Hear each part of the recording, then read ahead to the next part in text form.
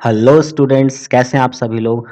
उम्मीद है आप सबकी पढ़ाई काफ़ी अच्छी चल रही होगी, आपका स्वास्थ्य बहुत अच्छा होगा और आप लोग काफ़ी अच्छे से पढ़ाई कर रहे होंगे। तो लास्ट वीडियो में हम लोगों ने थर्ड पार्ट एमसीक्यू सीरीज़ का देखा है, रिसर्च एप्टीट्यूड का। और इस वीडियो में हम लोग जो है फोर्थ पार्ट में फर्दर 20 इम्पॉर्टेंट क्वेश्चन जो है वो करने वाले हैं, multiple choice questions research aptitude के। तो बिना देर के चलिए शुरू करते हैं। मेरा नाम है सतीश कुमार और आप हैं आपके अपने चैनल कर प्रयास में। तो चलिए स्टूडेंट्स शुरू करते हैं। पहला क्वेश्चन आज का, और इस सीरीज का अगर बात करें तो 61वां क्वेश्चन यानी 61st क्वेश्चन जो है वो आपके स्क्रीन पर ये रहा। Match list one, that is interviews, with list 2 meaning and select the correct answer from the code given below। यानी फर्स्ट लिस्ट जो है उसमें इंटरव्यूज दिया हुआ है और सेकंड लिस्ट जो है इसमें मीनिंग दिया हुआ है और इसको इससे मैच अपने को कराना है। तो चलिए इसको मैच कराते हैं। पहला है क्या, स्ट्रक्चर्ड इंटरव्यूज। तो स्ट्रक्चर इंटरव्यू क्या होता है? क्या ये ग्रेटर फ्लेक्सिबिलिटी अप्रोच है? Attention on the questions to be answered, individual life experience. Structured interview है ना, this is predetermined question. बिल्कुल, स्ट्रक्चर इंटरव्यू जो होता है वो प्री डिटरमाइंड क्वेश्चन होता है। तो ये हो गया ए। तो ए का फोर, देखिए तो ए का फोर किस में है? ए का फोर सिर्फ और सिर्फ इसमें दिया हुआ है। इसका मतलब आप आंख बंद करके ये वाला आंसर सही कर सकते हैं। ठीक है, तुरंत भर में ये आंसर आ गया। ठीक है, फिर भी हम लोग आगे मैच कर लेते हैं, देख लेते हैं कि ये बाकी भी सही है या नहीं है। अनस्ट्रक्चर्ड इंटरव्यू, अनस्ट्रक्चर्ड इंटरव्यू क्या होता है? ग्रेटर फ्लेक्सिबिलिटी अप्रोच होता है। बात सही है। अब तो ये हमारा आंसर आ चुका है, तो ऐसे भी हम लोग देख सकते हैं, लेकिन फिर भी आप देखिए फोकस्ड इंटरव्यू, फोकस्ड इंटरव्यू है ना। इसका मतलब क्या होना चाहिए? Attention on the questions to be answered, बिल्कुल सही बात है। Attention on the questions to be answered, ये फोकस्ड इंटरव्यू होता है। This is C, right. और क्लिनिकल इंटरव्यू क्या है? This is individual life experience, ये जो है दिस इज डी। ठीक है, तो हमारा करेक्ट आंसर तो ए आ चुका है ना, कोई दिक्कत नहीं। और इंटरव्यूज वगैरह के बारे में हम लोगों ने लेक्चर नंबर 16 में पढ़ा था, या फिर वीडियो नंबर 16 जो है उसमें हम लोगों ने इसको पढ़ा था। बढ़ते हैं नेक्स्ट क्वेश्चन की तरफ। Question number 62, what do you consider as the main aim of interdisciplinary research? जो इंटरडिसिप्लिनरी रिसर्च होता है उसका मेन एम क्या होता है? To bring out holistic approach to research, to reduce the emphasis of single subject in research domain, to over simplify the problem of research, to create a new trend in research methodology. नहीं, to bring out holistic approach to research, ये हो सकता है। ठीक है, तो इसीलिए इसका आंसर क्या है? ए है। और ये जो है ये हम लोग सेकंड लेक्चर में यानी सेकंड वीडियो में इस चीज को हम लोगों ने जाना है, देखा है। ठीक है, इंटरडिसिप्लिनरी रिसर्च जो है टाइप ऑफ रिसर्च, जो वीडियो है हम लोगों का, उसमें हम लोगों ने इस चीज को पढ़ा है। ठीक है, बढ़ते हैं नेक्स्ट क्वेश्चन की तरफ। नेक्स्ट क्वेश्चन है 63 और इसमें है one of the aims of the scientific method in research is to, यानी साइंटिफिक मेथड ऑफ रिसर्च जो है उसमें एक एम इसमें से क्या है? Improve data interpretation. क्या हम लोग डेटा इंटरप्रिटेशन को इम्प्रूव करने के लिए रिसर्च करते हैं, या फिर साइंटिफिक मेथड ऑफ रिसर्च का एक एम डेटा इंटरप्रिटेशन को इम्प्रूव करना है, ऐसा होता है क्या? Eliminate spurious relations. थर्ड है कंफर्म ट्रायंगुलेशन। और फोर्थ है इंट्रोड्यूस न्यू वेरिएबल्स। तो इन सब में जो सबसे सही लग रहा है वो एलिमिनेट स्पूरियस रिलेशन लग रहा है, क्योंकि इंट्रोड्यूस न्यू वेरिएबल्स इसका कोई सेंस नहीं बनता। कन्फर्म ट्राइंगुलेशन है ना, इसका इससे ऐसा रिलेशन टाइप का, ये भी बहुत सही नहीं लगता। इम्प्रूव डेटा इंटरप्रिटेशन, नहीं, this is scientific method of research की जब हम लोग बात करें तो हमारा स्पूरियस रिलेशंस जो भी होता है उसको हम लोग एलिमिनेट करते हैं। ठीक है, so correct answer is B. Aim of scientific method of research या एम ऑफ रिसर्च, ये हम लोगों ने लेक्चर नंबर 1 या वीडियो नंबर 1 जो था, है ना, उसमें हम लोगों ने इस चीज को पढ़ा है। बढ़ते हैं नेक्स्ट क्वेश्चन नंबर 64 की तरफ। 64 है, the depth of any research can B judged bye, यानी कोई भी रिसर्च जो हो रहा है उसका क्या डेप्थ है ना, या उसकी क्या कितना डेप्थ पे उस पे वर्क हो रहा है, या क्या वो कहना चाह रहा है, कितने डेप्थ पे वो कहना चाह रहा है, तो वो हम लोगों को कैसे पता चलता है या हम लोग कैसे जज करते हैं? क्या टाइटल ऑफ द रिसर्च को देख करके हम लोग उसके डेप्थ को जान पाएंगे?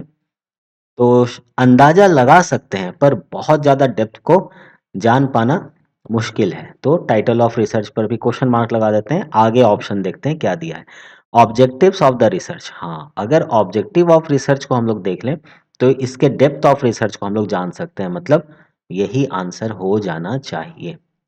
टोटल एक्सपेंडिचर बिल्कुल नहीं, ड्यूरेशन ऑफ द रिसर्च बिल्कुल नहीं। अगर किसी रिसर्च को करने में 10 साल लग गया और किसी रिसर्च को करने में सिर्फ 6 महीने लगा है, मान लो 6 महीना ही लगा है, और किसी को करने में हो सकता है 10 साल लग गया हो, तो क्या आपका होगा कि 10 साल जिस रिसर्च को करने में लगा है इसका मतलब काफ़ी डेप्थ में रिसर्च हुआ है? हो सकता है नहीं। किसी प्रॉब्लम में रिसर्चर पड़ गए हों और इस कारण से लंबा समय खिंचा गया हो, ये भी तो हो सकता है। और काफ़ी एक्टिव रहे हों रिसर्चर और अ, कुछ बड़े रिसर्च को ही 6 महीने में उन्होंने कर दिया, ये भी तो हो सकता है। तो इसलिए ड्यूरेशन ऑफ रिसर्च पे ये डिपेंड नहीं करता।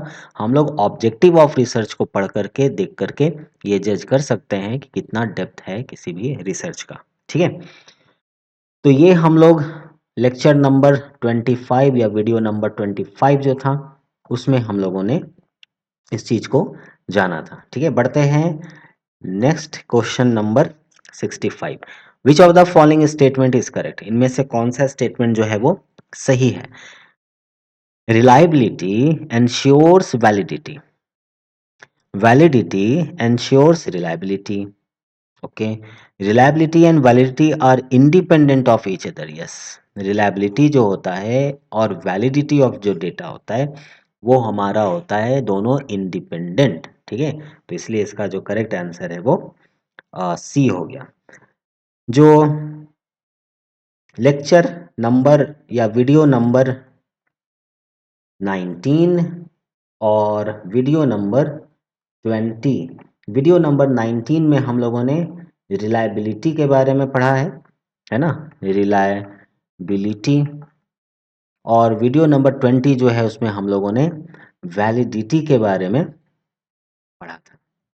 ठीक है, तो इस दो वीडियो को आप लोग रेफर कर सकते हैं। इस दो वीडियो में काफ़ी अच्छे से हम लोगों ने रिलायबिलिटी और वैलिडिटी को जाना, समझा, और ये क्या होता है, इसका क्या मतलब है, ये भी हम लोगों ने इसमें पढ़ा है। बढ़ते हैं नेक्स्ट क्वेश्चन की तरफ। Question number 66। Research can be conducted by a person, research जो है वो कंडक्ट किया जा सकता है किसी एक पर्सन के द्वारा who has studied research methodology. मान लो किसी ने रिसर्च मेथोडोलॉजी पढ़ा है तो वो रिसर्च कर सकता है क्या? हो सकता है उसको कुछ कुछ आइडिया हो, है ना। आगे देखते हैं, holds a post graduate degree. मान लीजिए किसी ने पीजी कर लिया है ना, या एमएससी कर लिया है, तो क्या वो रिसर्च कर सकता है? Can be conducted by that person जिसने एमएससी किया है। क्या वो सारे एमएससी वाले रिसर्च कर लेते हैं क्या? ऐसा तो नहीं है। Possess thinking and reasoning ability, yes, yes, this is, अगर वो पीजी में हो, एमएससी में हो, बीएससी में हो, उससे फर्क नहीं पड़ता है।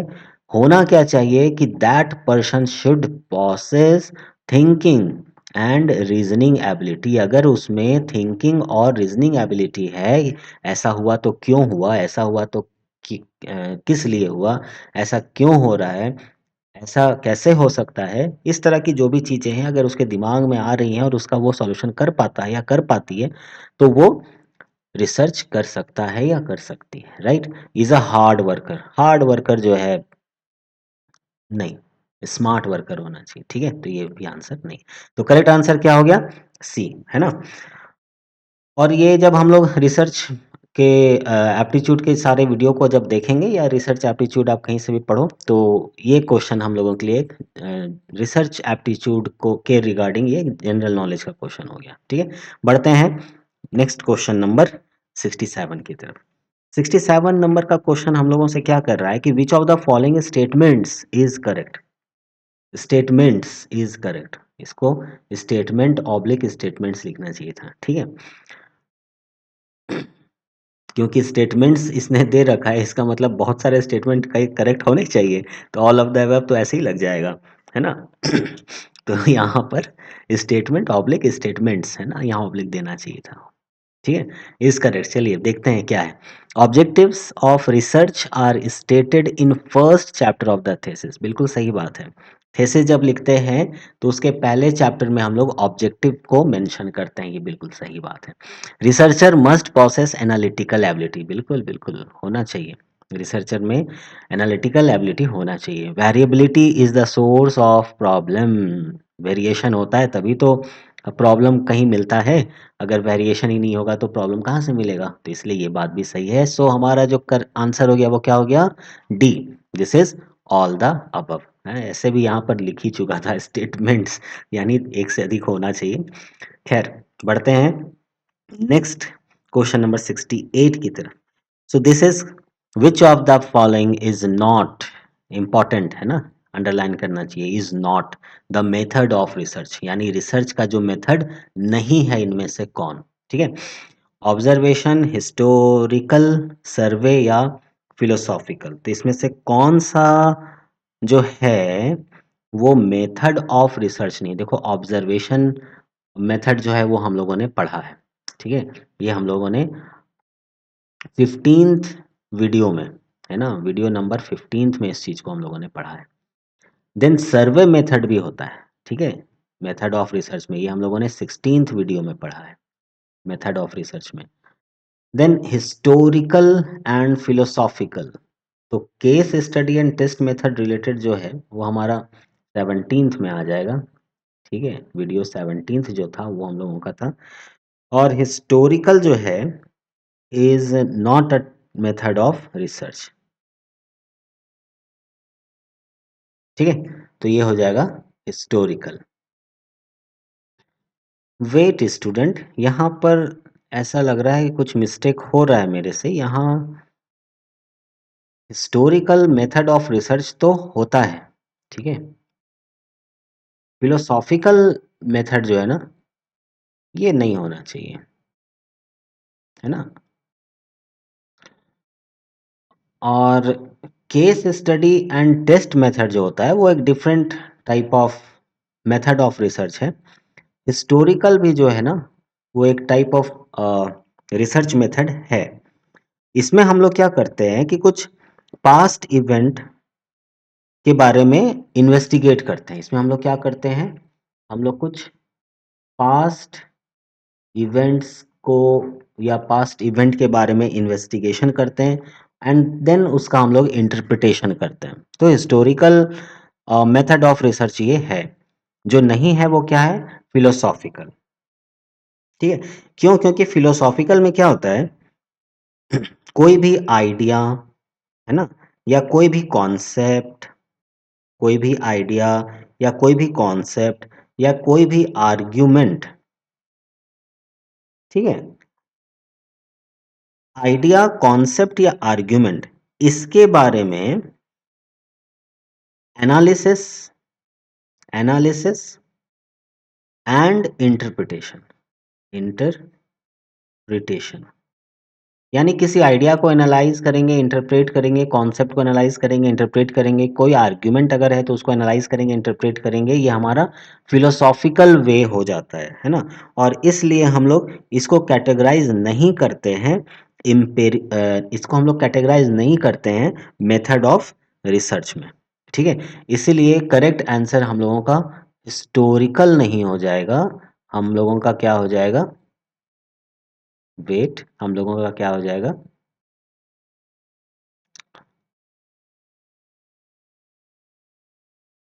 ये हटा देते हैं और ये कर देते हैं, दिस इज फिलोसॉफिकल, राइट।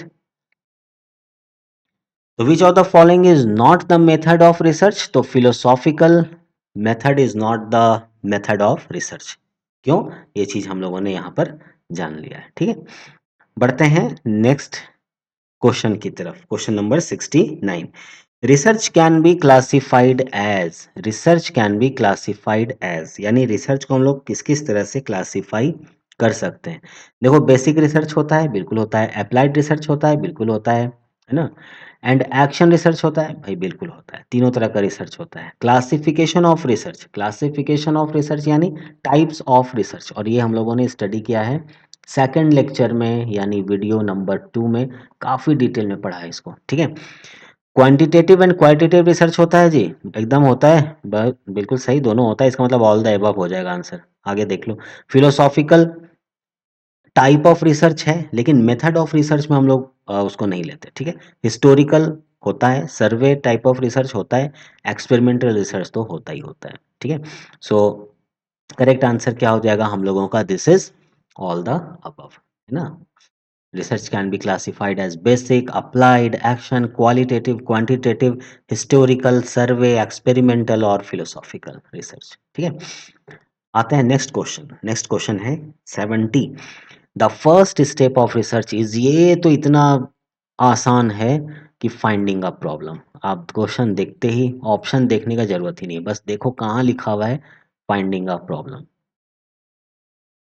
है। भाई सब में प्रॉब्लम ही लिखा हुआ है, प्रॉब्लम प्रॉब्लम प्रॉब्लम प्रॉब्लम। ठीक है, selecting a problem, searching a problem, problem search करना क्या, सेलेक्ट करना क्या, फाइंड करना, identifying a problem. First step students यहाँ पर आइडेंटिफाइंग द प्रॉब्लम होता है। सॉरी, देखो जल्दी जल्दी में क्या हो गया, गड़बड़ हो गया है ना, मिस्टेक हो गया यहाँ पर। इसलिए कभी भी ये ध्यान रखना चाहिए हम लोगों को कि हड़बड़ में गड़बड़ ना कर दें। ठीक है, सारा का सारा प्रॉब्लम ही था। मैंने देखा कि फर्स्ट स्टेप ऑफ रिसर्च जो है प्रॉब्लम से रिलेटेड होता है, तो फाइंडिंग अ प्रॉब्लम कर दिया। नहीं, अच्छे से अगर देखें तो identifying a problem, so this is the correct answer. Answer number D is the correct answer, और ये हम लोगों ने पढ़ा है लेक्चर नंबर 4 में। ठीक है, यानी वीडियो नंबर 4। बढ़ते हैं नेक्स्ट क्वेश्चन की तरफ। क्वेश्चन नंबर 71, ये क्या है? Which of the following qualities should be there in a researcher, किसी भी एक रिसर्चर में क्या क्वालिटी होना चाहिए? ठीक है, तो किसी भी रिसर्चर में क्या क्वालिटी होना चाहिए, आप रेफर कर लेना वीडियो नंबर 1 को। उसमें हम लोगों ने डिटेल में रिसर्च और रिसर्चर रिलेटेड चीज़ों को देखा है। ठीक है, तो ही is industrious and persistent on the trail of discovery. He is industrious and persistent on the trail of discovery. अच्छा भाई, आगे देखते हैं। He is a specialist rather than generalist. अच्छा, A and B both none of these, तो इसको तो पहले हटा दो भाई, none of these तो नहीं होगा। अब he is specialist rather than generalist, ये बात तो ठीक लगता है, स्पेशलिस्ट होना चाहिए। किसी एक पर्टिकुलर चीज़ में अगर स्पेशलिस्ट है, तभी तो उसमें बहुत अच्छा से वो रिसर्च कर पाएगा या बहुत अच्छे से वो रिसर्च कर पाएगी। ठीक है, तो ये क्वालिटी में आता है ना। Then he is industrious and persistent on the trail of discovery, persistent भी होना चाहिए भाई, बात सही है, यानी ए एंड बी बोथ। ठीक है, तो हम लोगों का करेक्ट आंसर क्या हो जाएगा? A and B both. Clear है, बढ़ते हैं नेक्स्ट क्वेश्चन की तरफ। क्वेश्चन नंबर 72, बड़ा मजेदार क्वेश्चन है। देखो, सिन क्वा नन, है ना, sine qua non of good research is. अब ये सिन क्वा नन क्या है? इसका मतलब होता है, सिन क्वा नन का मतलब क्या होता है? इसका मतलब होता है एसेंशियल। ये शायद एक लैटिन वर्ड है ना, सिन क्वा नन, यानी एसेंशियल, यानी अनिवार्य। हिंदी में क्या कहते हैं? अनिवार्य। मतलब एक अच्छे रिसर्च में क्या क्या अनिवार्यता होनी चाहिए। ठीक है, what should good research should contain, या फिर एसेंशियलिटी क्या होनी चाहिए गुड रिसर्च की, ठीक है। तो वेल फॉर्मुलेटेड हाइपोथेसिस, एक अच्छा जो रिसर्च है उसका हाइपोथेसिस बहुत अच्छे से फॉर्मुलेट होना चाहिए। अगर हाइपोथेसिस अच्छे से नहीं बनेगा तो आगे का फर्दर वर्क अच्छे से नहीं हो पाएगा। तो ये बात तो ठीक लगता है ना। अ गुड रिसर्च सुपरवाइजर, अगर रिसर्च सुपरवाइजर बहुत अच्छे हैं तो क्या ये अनिवार्यता है क्या? एडिक्वेट लाइब्रेरी होना, क्या ये अनिवार्यता है क्या? नहीं, अगर लाइब्रेरी एडिक्वेट नहीं है तो भी रिसर्च हो सकता है। और वेल फॉर्मुलेटेड प्रॉब्लम नहीं, well formulated hypothesis and well formulated problem में अंतर है। आपने जब प्रॉब्लम को आइडेंटिफाई कर लिया, ठीक है, उसके बाद आप जो हाइपोथेसिस बनाते हो, हाइपोथेसिस बनाने के लिए आपको बहुत सारे रिसर्च पेपर पढ़ने होते हैं, या आप बहुत रिसर्च पेपर को थोड़ा बहुत हेल्प लेकर के आप हाइपोथेसिस डिजाइन करते हो। इसीलिए गुड रिसर्च के लिए अनिवार्य शर्त क्या होनी चाहिए? अ वेल फॉर्मुलेटेड हाइपोथेसिस होनी चाहिए, ठीक है। So correct answer is a. हम लोग बढ़ते हैं नेक्स्ट क्वेश्चन की तरफ। Question number 73, objectivity in research implies findings consistent with reality, this is the right answer, ठीक है। करेक्ट जजमेंट ऑफ ट्रुथ नहीं, इंटर रिसर्चर एग्रीमेंट नहीं, मेथोडोलॉजिकल सोफिस्टिकेशन नहीं। तो objectivity in research implies this is finding consistent with reality. बढ़ते हैं next question की तरफ। Question number 74, research reports, research reports okay should be reviewed in the light of, यानी इसका जब रिव्यू होता है तो किसके कॉन्टेक्स्ट में ये रिव्यू होता है रिसर्च रिपोर्ट? इन्वेस्टिगेटर बायस, यानी जो इन्वेस्टिगेटर है वो अगर बायस है रिलेटेड टू दैट, ऐसा कुछ लिखा हुआ है, ठीक है। देन कल्चरल कॉन्टेक्स्ट, भाई आप भी उसी कल्चर के हो, हम भी उसी कल्चर के हैं, तो बहुत बढ़िया, चलो आपका रिपोर्ट को हम बहुत अच्छा रिव्यू कर देते हैं। ऐसा तो नहीं होता है ना, बिल्कुल गलत बात है। मेथोडोलॉजिकल फैक्टर, हाँ, मेथोडोलॉजी अगर सही यूज कर रहे हैं, चीज़ों को सही लिया है, तो वो हम लोग रिव्यू भी अ, सही से होगा। So in the light of methodological factor research report should be reviewed, इसका मतलब ये हुआ। इन्वेस्टिगेटर के बायसनेस को यूज करके, यानी उस वो कुछ बायसनेस समझते हो आप ना, बायस अगर है मतलब क्या है, हम जान पहचान का इन्वेस्टिगेटर है तो बोला अच्छा अच्छा अच्छा, अरे आपका पेपर है क्या, आपका रिपोर्ट है क्या, तब तो सब सही होगा, चलिए मार देते हैं, सही सही सही। वो बायसनेस नहीं चलेगा, है ना, तो इसलिए ये भी बात गलत है। तो ओनली 3, इसलिए करेक्ट आंसर क्या हो जाएगा? सी, दिस इज ओनली 3। बढ़ते हैं नेक्स्ट क्वेश्चन की तरफ। नेक्स्ट क्वेश्चन जो है वो है 75। ये कह रहा है क्या? One of the following is not a quality of researcher, researcher का ये क्वालिटी नहीं है। अच्छी बात है भाई, क्या नहीं है? Unison with that of which he is in search, जिस भी चीज को वो खोज रहा है उसमें डूब जाना, कुछ ऐसा है ना, उसके साथ एकाकार हो जाना। भाई ये तो अच्छी बात है, एक अच्छे रिसर्चर का ये गुण है ना। He must be of alert mind, mind should be alert, नहीं तो पता है ये भी एक गुण है। अगर माइंड अलर्ट नहीं होगा तो पता चलेगा कुछ का कुछ हो गया, उसको कुछ मतलब ही नहीं है, ठीक है ना। देन किन्नेस इन इंक्वायरी, कुछ भी इंक्वायरी करने में वो उसकी मतलब काफी ज्यादा वो कीन रहता है उसमें, ठीक है।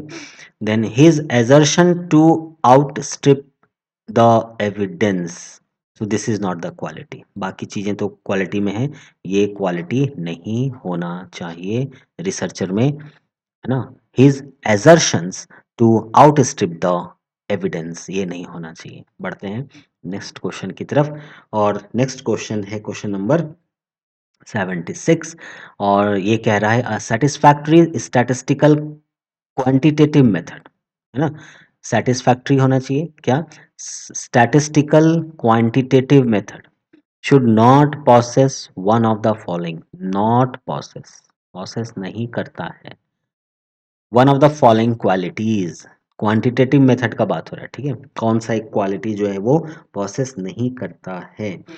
एप्रोप्रिएटनेस, ये क्वालिटी तो होना चाहिए। मेजरेबिलिटी, क्वांटिटेटिव है तो मेजरेबिलिटी भी होगा ही होगा। कॉम्पेरेबिलिटी, बिल्कुल मेजर अगर हो रहा है तो कंपेयर भी कर सकते हैं उसको। फ्लेक्सिबिलिटी, तो क्वांटिटेटिव मेथड में जो फ्लेक्सिबिलिटी का क्वालिटी है ये नहीं होना चाहिए, शुड नॉट पॉसेस लिखा है ना, ये नहीं होना चाहिए, ठीक है। So flexibility is the right answer, ठीक है। बढ़ते हैं स्टूडेंट्स अपने नेक्स्ट क्वेश्चन की तरफ, और नेक्स्ट क्वेश्चन है books and records are the primary sources of data इन।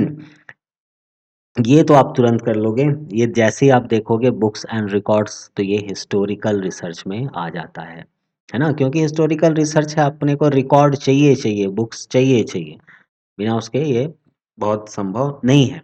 और ये हम लोगों ने आप रिफ़र कर सकते हो, हम लोगों ने अ, ठीक है, वीडियो नंबर 2 में, लेक्चर नंबर 2 में इस चीज़ को जाना था, इस चीज़ को पढ़ा था, ठीक है। बढ़ते हैं अगले प्रश्न की तरफ।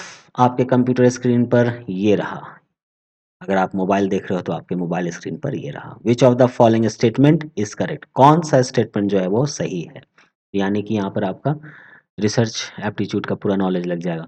Objectives should be pin pointed, objective जो है वो बिल्कुल पिन पॉइंट होना चाहिए। Objective can be written in statement और क्वेश्चन फॉर्म, ना जी ना, क्वेश्चन फॉर्म में ना, इसको पिन पॉइंट होना चाहिए, बात सही दिख रहा है, ठीक है। अब ये अगर क्वेश्चन मार्क आ गया गलत तो फिर ऑल द अबव तो नहीं होने वाला है। Another word for problem is variable, ना भाई ये कहाँ से आ गया, प्रॉब्लम के लिए अनदर वर्ड इज वेरिएबल, बिल्कुल गलत बात है। तो सबसे सही बात क्या है, कौन सा स्टेटमेंट करेक्ट है, दिस इज ए, है ना, objectives should be pin pointed. बढ़ते हैं नेक्स्ट क्वेश्चन की तरफ, और नेक्स्ट क्वेश्चन है हम लोगों का 79, द इम्पॉर्टेंट प्री रिक्विजिट्स, है ना, of a researcher in sciences, social sciences and humanities. Pre requisite क्या होना चाहिए रिसर्चर का, साइंस में, सोशल साइंस में या ह्यूमैनिटीज में अगर कोई रिसर्चर है तो उसका प्री रिक्विजिट क्या होना चाहिए। कम्युनिकेशन, रिकॉर्ड्स, सुपरवाइजर, टॉपिक, अच्छी बात है। आगे देखो, सुपरवाइजर ठीक है होना चाहिए, टॉपिक होना चाहिए, क्रिटिकल एनालिसिस, साइंस का बात हो गया ना, देखो साइंस का बात हो गया तो साइंस में क्रिटिकल एनालिसिस तो लगेगा भाई, बिना इसके तो कैसे काम चलेगा, है कि नहीं। And patience, very important, patience भी होना चाहिए। Archives, supervisor, topic flexibility in thinking, ठीक है, फ्लेक्सिबिलिटी इन थिंकिंग से बेटर है क्रिटिकल एनालिसिस, क्रिटिकल एनालिसिस में ही थिंकिंग भी अच्छा हो जाएगा, है कि नहीं, अगर थिंकिंग सही है तो क्रिटिकल एनालिसिस भी बेटर होगा। पेशेंस होना बहुत ज़रूरी है, यहाँ कहीं भी पेशेंस नहीं दिया है। Topic supervisor, good temperament and preconceived notions, इन सब में सबसे अच्छा तो यही लग रहा है, ठीक है। तो करेक्ट आंसर हमारा क्या हो जाएगा, B, that is prerequisites of a researcher क्या होना चाहिए कि एक अच्छा सुपरवाइजर हो, टॉपिक सही है, क्रिटिकल एनालिसिस होना चाहिए और पेशेंस होना चाहिए, ठीक है। बढ़ते हैं नेक्स्ट वीडियो, नेक्स्ट ये क्वेश्चन की तरफ, हाँ, है ना, और ये है on matters of academics, that is knowledge, a researcher should consider himself as, एक रिसर्चर को क्या अपने आप को कंसिडर करना चाहिए, कैसे या किस तरह से कंसिडर करना चाहिए।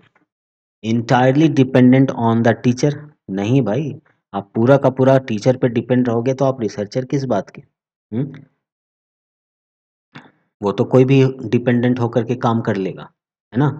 और ऑन मैटर्स ऑफ एकेडमिक यानी नॉलेज के मैटर पे बात किया जा रहा है, तो researcher should consider himself as open minded and radical, ये ठीक लग रहा है। स्टेटस को मेंटेनर, स्टेटस मेंटेन करने वाला होगा क्या, बिल्कुल नहीं, टिकटॉक बनाता रहेगा स्टेटस मेंटेन करने के लिए, नहीं।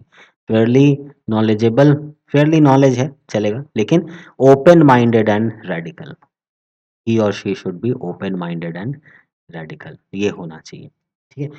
तो ये था हम लोगों का 80th क्वेश्चन, और आज का या इस वीडियो का लास्ट क्वेश्चन। और नेक्स्ट वीडियो में हम लोग फर्दर इम्पॉर्टेंट 20 क्वेश्चंस लेकर आएंगे। उम्मीद है ये सारे क्वेश्चंस आपने साथ में बनाया होगा। आप फिर से इस वीडियो को देखना और क्वेश्चंस को रिवाइज करना, क्योंकि सारे क्वेश्चंस बहुत बहुत बहुत इम्पॉर्टेंट हैं। मिलते हैं नेक्स्ट वीडियो में, तब तक पढ़ाई करते रहिए, अपना ख्याल रखिए। All the very best. भाग कर प्रयास, भाग मत, भाग मत, भाग मत, भाग मत।